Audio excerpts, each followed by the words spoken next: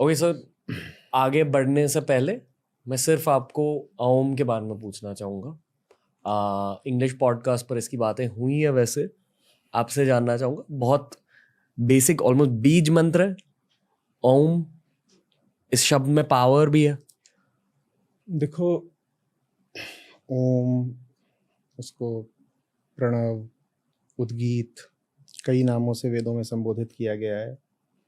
और यहाँ तक कह दिया गया है कि ओम ही सत्य है और ओम ही सत्य तक पहुँचने की विधि भी है।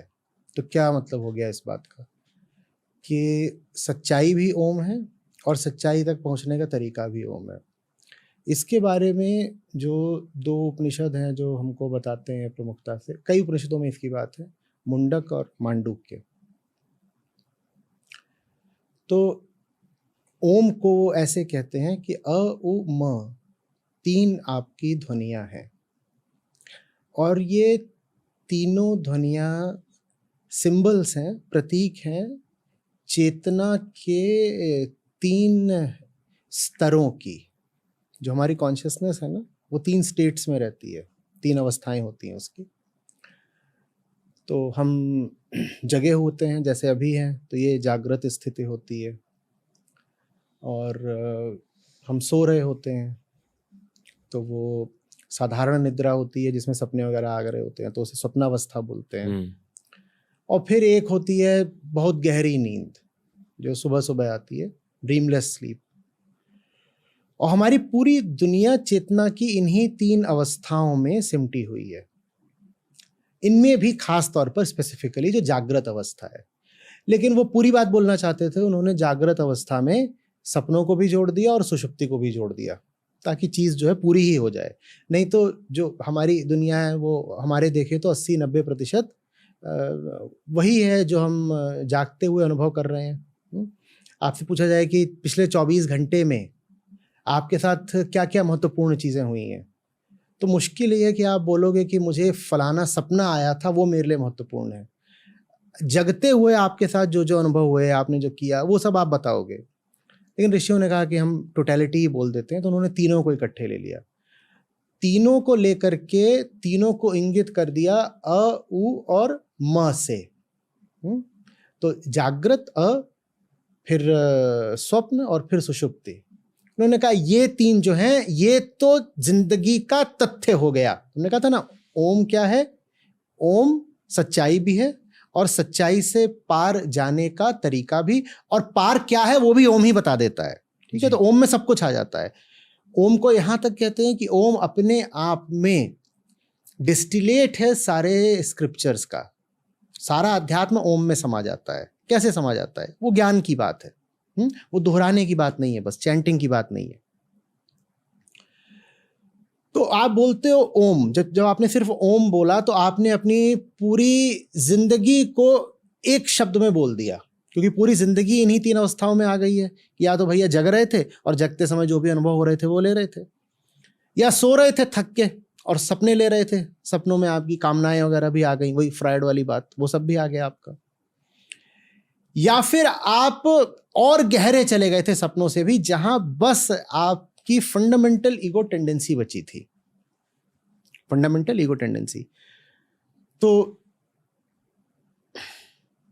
थॉट्स एंड एक्शंस जब आप जग रहे होते हो, dreams which is your subconscious desires जब आप सो रहे होते हो, and the naked eye tendency जब सुषुप्ति होती है। ये 3 आपकी जिंदगी है और इन तीनों की बात आपने कर दी जैसे ही आपने कह दिया ओम। ओम कहते ही ये तीनों निपट गए। उसके बाद क्या आता है?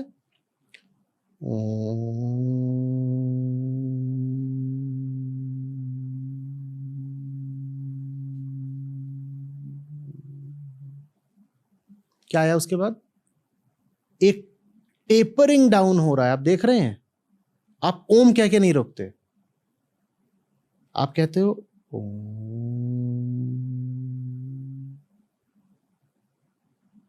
एक प्रोग्रेसिव डिसोल्यूशन चल रहा है, चल रहा है, चल रहा है, चल रहा है, और वो डिसॉल्व क्या हो रहा है? ये जो म है ये डिसॉल्व हो रहा है। ये सब बातें सिंबॉलिक हैं, ये समझनी जरूरी हैं। समझे बिना अगर हम इसको ऐसे ही बस दोहराएंगे तो कुछ मिलता नहीं।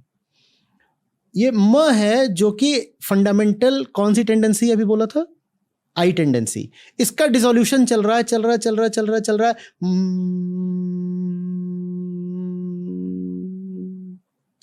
और ये जाकर के अंततः क्या हो जाती है, मौन हो जाती है। वो मौन क्या है, वो सत्य है, वो सत्य है। तो तीनों चीजें पता चल गई आपको। आपकी जिंदगी जो कि अ उ और म में कैद है।